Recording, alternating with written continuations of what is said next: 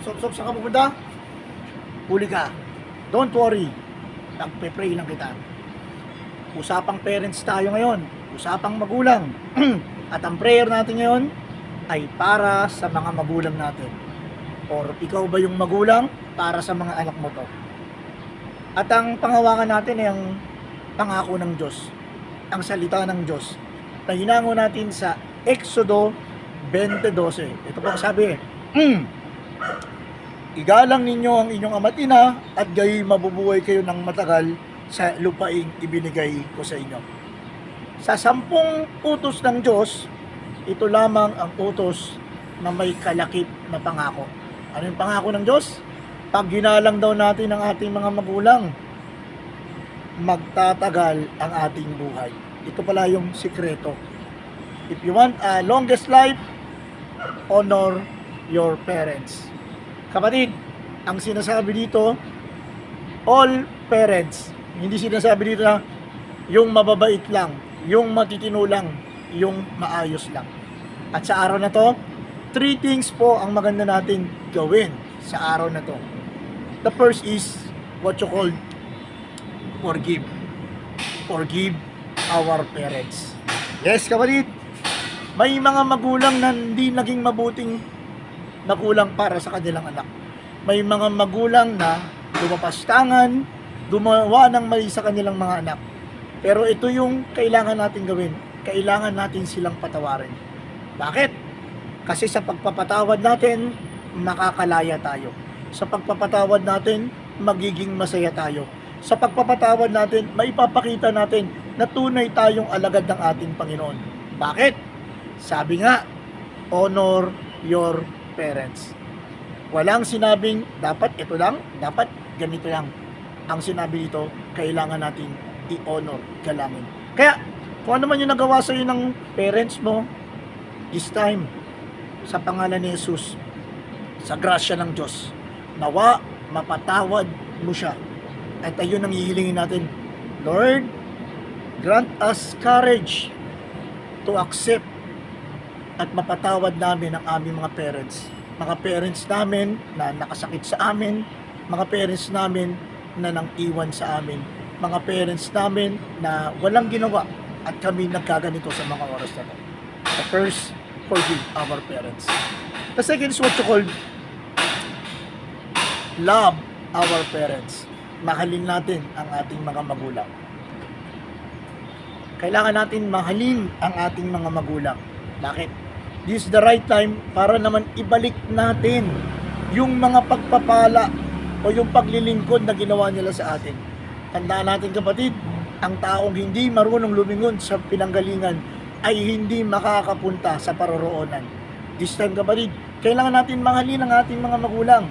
At tandaan mo kapatid, sa pagmamahal, hindi pwedeng puro ka lang bigay ng pera. Kalakip niyan ay ang oras. Kalakip niyan ay ang time. Sabi po, how can you spell love? Ano daw pong spelling ng love? E-I-M-E. Time. Kapatid, hindi mo pwedeng masabi na minamahal mo ang tao kung wala ka naman time dito. At tandaan mo kapatid, yung parents mo na yan, nakakaedad na yan. Yung parents mo na yan, mas nauna sa iyan. Kaya hanggat kaya mo pang yakapin, yakapin mo si nanay, yakapin mo si tatay.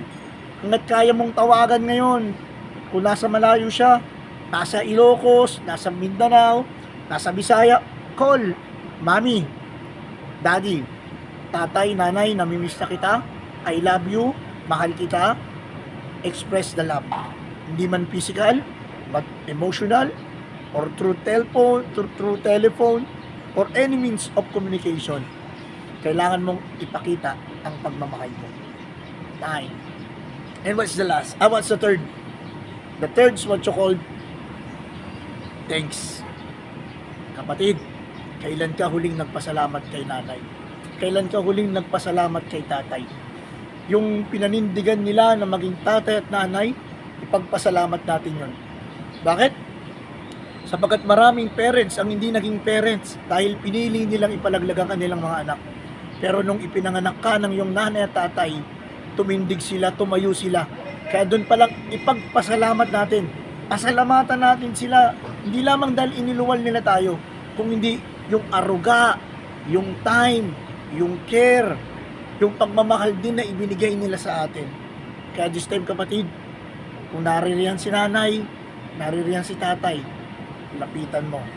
Sabihin mo, I love you mommy, I love you nanay, I love you daddy, I love you papa, pakal kita. Tatlong bagay ang magandang pagbulayan sa araw na to.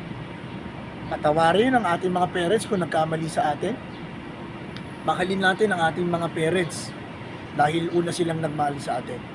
And the third, give thanks to our parents.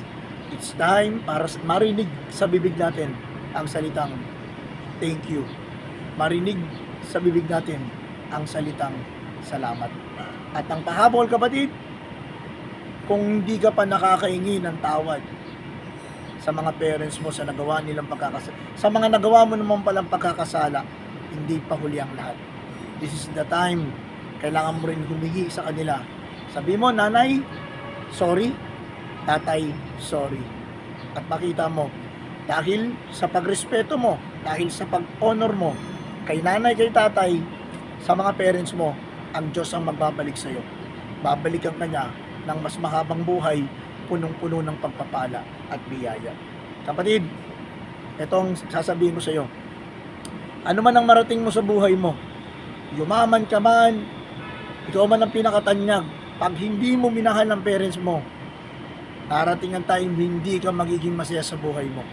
Pero sa oras na to, once na minahal mo ang parents mo, hindi ka man ganun kayaman, hindi ka man ganun kaunlad, hindi ka man ganun ka-prestige, pero yung kasiyahan na ibibigay sa iyo ng Diyos, hindi kayang tumbasan, hindi kayang palitan, sapagkat ang puso mo ay pumupuri sa magulang mo na parang pinupuri mo na rin ang Diyos na buhay.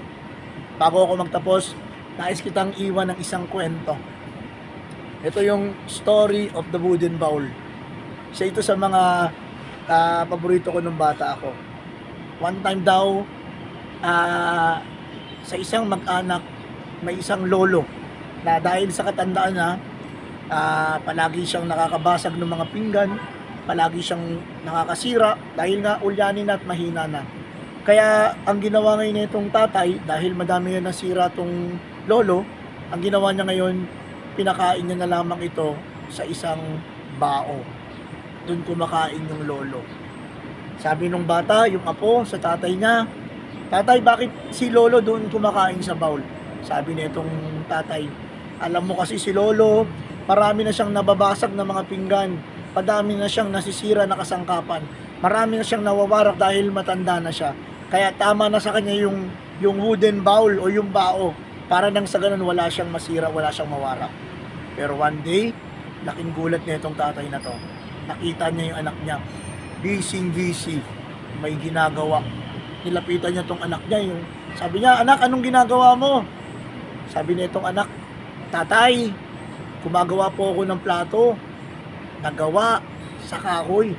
Sabi ng tatay, saan mo naman gagamitin yan? Bakit ka gumagawa niyan? Sabi nitong bata, para pagtanda mo, dito ka kakain.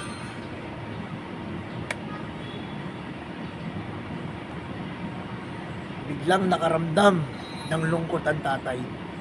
Ang ginawa niya, lahat ng mga pinggan, nakahoy, pinagtatapon niya. Lahat ng mga bowl na ginagamit na gawa sa kahoy, pinagtatapon niya. Pinalitan niya ng babasagin na mamahaling plato yung kanyang tatay. Bakit?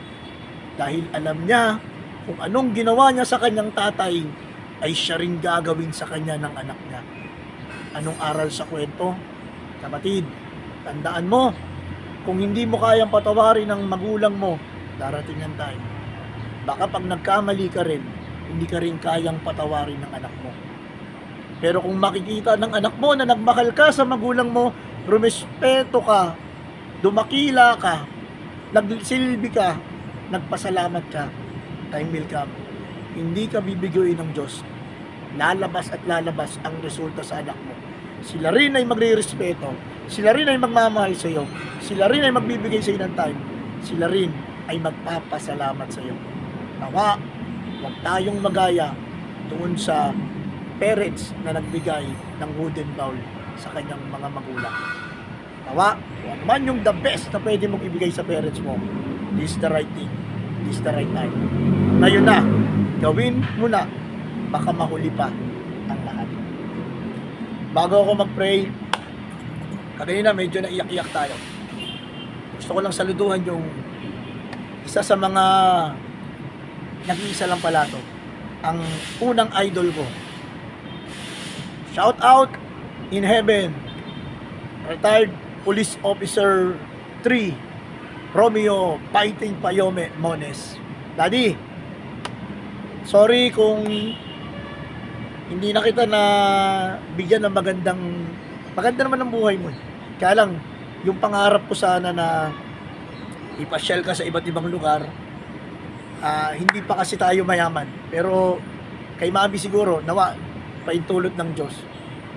Yung naipasyal naman kita, kaya lang hindi yung pinapangarap ko na pwede ako mag-abot, pwede ako magbigay, pwede kitang ipasyal, may sarili tayong sakyan na maganda na hindi titirik.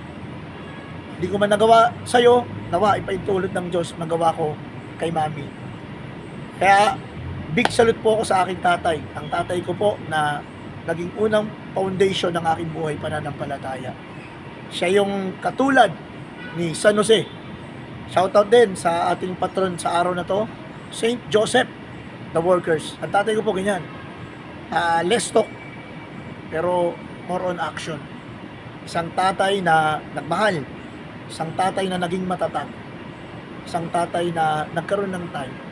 Isang tatay na action man. At nawa, magaya ko ito. Magaya ko yung positive ng tatay ko. Big salute! Retired SPO3, Romeo Mones. Happy birthday sa'yo. Diyan sa langit. Huwag ka mag-alala. Kami bahala kay Mami. At